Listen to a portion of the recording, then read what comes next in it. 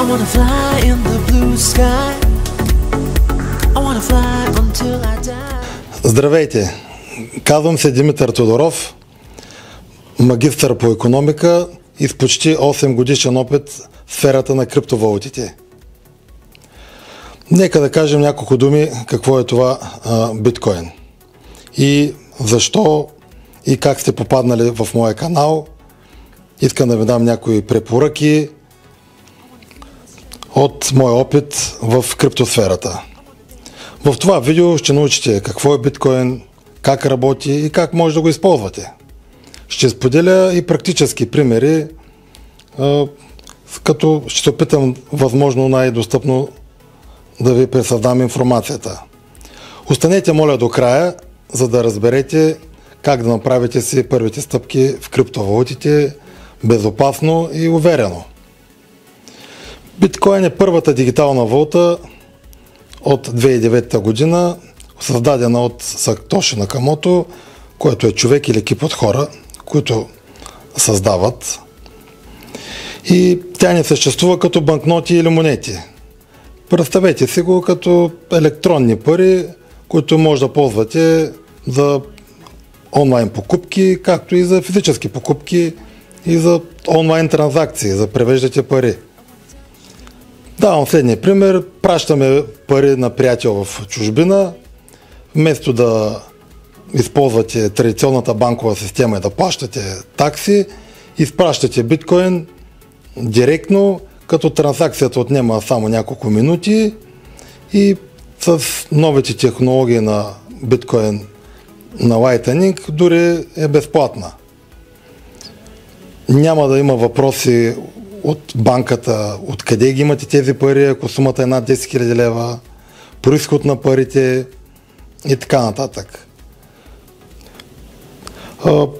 Преводите могат да се извършат по всяко време на денонощието, не е както при банката да имате време от 8 до 5 и след това и уикенда да нямате достъп.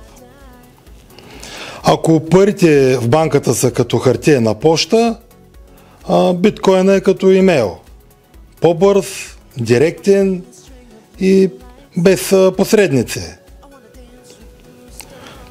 Блокчейнът е като публична книга, в която може да видите записите на транзакциите.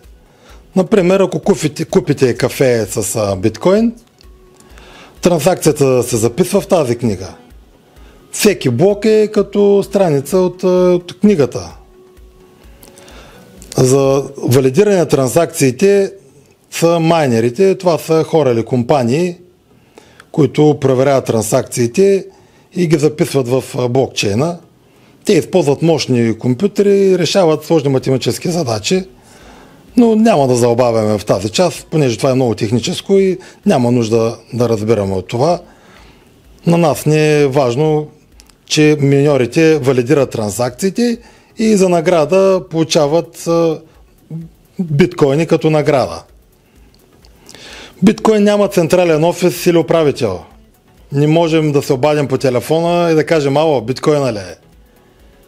Тук стана някаква грешка, преведах на грешен адрес, може да ми го върнете. Това при биткоин няма как да стане и ако допуснете грешка, можете да ги загубите безвъзвратно. Ако банките затворят примерно утре, парите са ви блокирани. Докато при биткоин вие сте си собственик на парите. Имате достъп по всяко време, 24/7. Спомняме си за случая с КТБ, какво се случва в България, където парите на много хора изгоряха, на тези до 200 000 им бяха възстановени, но много хора загубиха пари.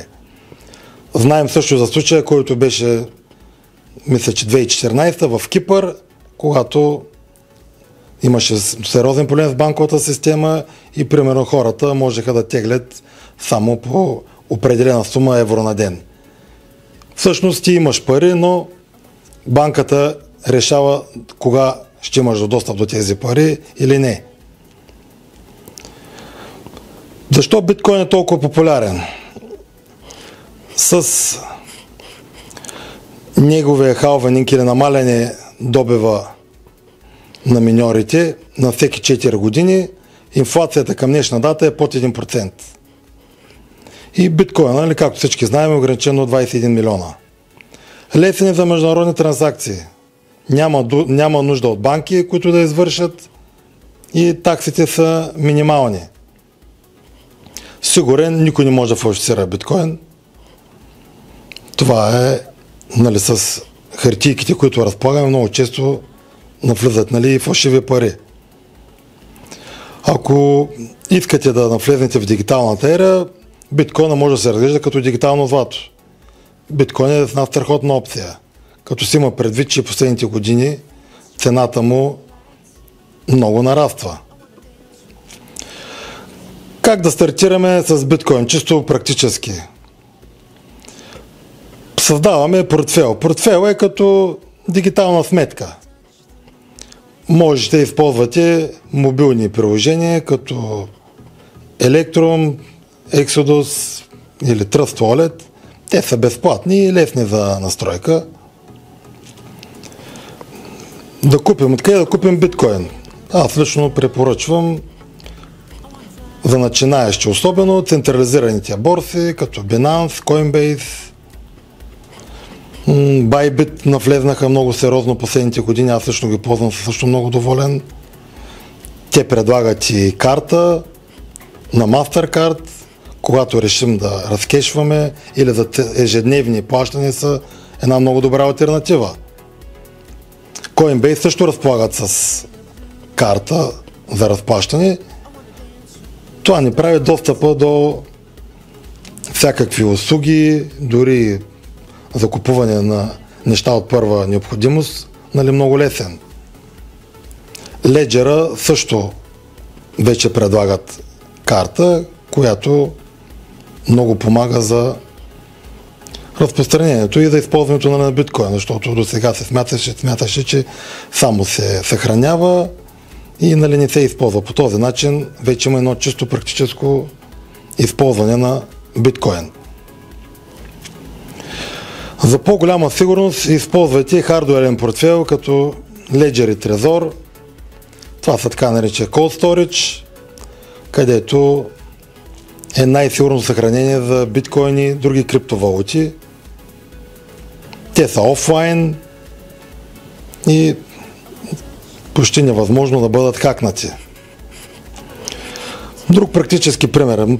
Нали, цената на биткоин е 99 000 долара към момента на записа.